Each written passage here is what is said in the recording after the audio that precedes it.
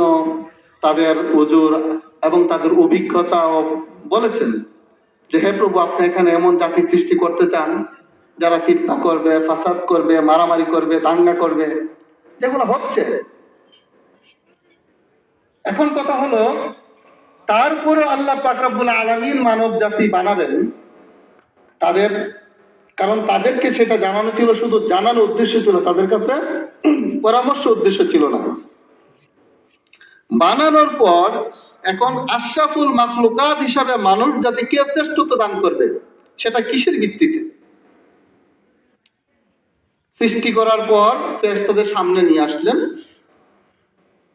এবং আদম আলাইহিস সালামকে আল্লাহ পাক রব্বুল আলামিন নিজে বিভিন্ন জিনিসের নাম এবং গুণ শিক্ষা দিলেন।